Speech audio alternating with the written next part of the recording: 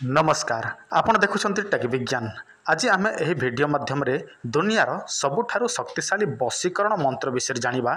जो मंत्रटी आपण माने जानिथिबे ताहले दुनियार जेकोसी झील पुआ को आपण माने वशीकरण करिपारिबे। केवल मात्र यही मंत्र माध्यम ही आपण मानक वशीकरण करने को पड़िबो। एथिपे आपण मानक आउ कोनोसी जिनिस आवश्यक पड़िबो नाही। देखंतु दुनियार जेते मध्य वशीकरण मंत्र अछि सबुठारु शक्तिशाली आउ श्रेष्ठ मंत्र हेउछि एही वशीकरण मंत्र जहा मो आपण मानक कहिबा पई जाउछि। तो चलंतु मंत्रर संपूर्ण विवरणी जानिनबा।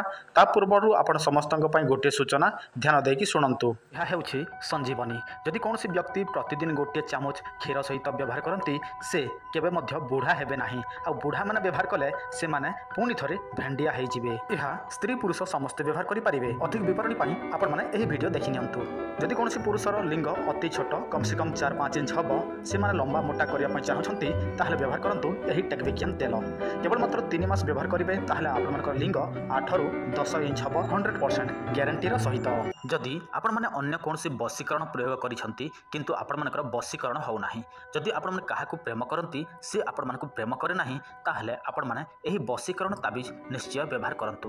देखंतु आपण जहाकू वशीकरण करिवे से व्यक्तिर नाम केवल हमकू देबे एवं आपनकर नाम देबे ता सहित एड्रेस देले आमे आपण मानकू एहा बाय पोस्ट माध्यम रे पठाई देबु। 7-8 दिन मध्यरे एहा पाई जिवे एवं आपनकर नाम अनुसार एहा कार्य करिथाए 7 दिन 11 दिन 21 दिन मध्यरे। आ एहा आपण मानकू 100% ग्यारंटी माध्यम रे दिया जाय छाय। तेणु चिंता करिवार कोनोसी आवश्यक नाही। एहा पूर्व अनेक लोक एही ताबिज नै सारिछंती। जदि आपण मानकू विश्वास लागु नाही आपण माने हमर चैनल देखि नियंतु। सेठी आमे अनेक लोकंकर मेसेज आपण मानकू देखै देइछु जो माने व्यवहार करि सारिछंती।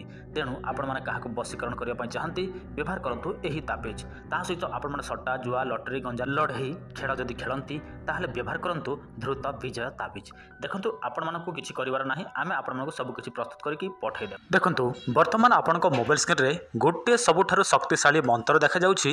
प्रथमे आपण माने एही मंत्रटी को लेखि रखंतु। तापरे आपण माने एहाकू निर्भुल भाबरे मुखस्थ करंतु जेमिति कि आपनकर लाइफ टाइम पई एही मंत्रटी मने रहि जिवो। से हिसाब रे मुखस्थ करिवे। जदि आपण माने मंत्र मुखस्थ करिवे नाही ताहले आपनको मंत्र काम करिवो नाही। तापरे आपण माने एहाकू प्रयोग केमिति करिवे। देखंतु आपण माने जहाकू भी वशीकरण निज आयत्त रे रखिया पई चाहंती से व्यक्तिर नाम को मने मने स्मरण करिवे, ताहार रूप को मने मने भाबिवे एवं ब्रह्म मुहूर्त समय आपण माने एही मंत्रटी को उच्चारण करिवे कम से कम 108 थर। एही भाबे जदि आपण माने किछि दिन पर्यंत एहाकू प्रतिदिन प्रयोग करंती तापरे आपण माने देखिबे जहा पई प्रयोग करिसंती से व्यक्ति आपनक ठारे वशीकरण हबो निश्चय। एही वशीकरण केते दिन रे होई थाए। देखंतु वशीकरण केते दिन रे हबो सेटा आपनक ऊपर सब किछि निर्भर। काहेकि ना आपण माने जेमिति प्रयोग करिवे सेमिति आपण मानक पई एही मंत्र काम करिवो। जदि आपण मानकर इच्छा शक्ति दृढ़ अछि आपण माने कोनोसी खराब चिंताधारा रखिके एही सब करू नाहंती ताहले तो आपण मानकर मंत्र अति शीघ्र से व्यक्ति को वशीकरण करिवो। जदि आपनक मन रे पाप भरि रहिथिबो आपनक मन अलगा चिंताधारा रखिथिबो ताहले एही मंत्र होयतो अधिक समय लागि पारे प्रयोग रे। किंतु एति ग्यारंटी जे एही मंत्र केबे हेले मध्य विफल हबो नाही जदि आपण माने ठीक ठाक भाव में करेंगे।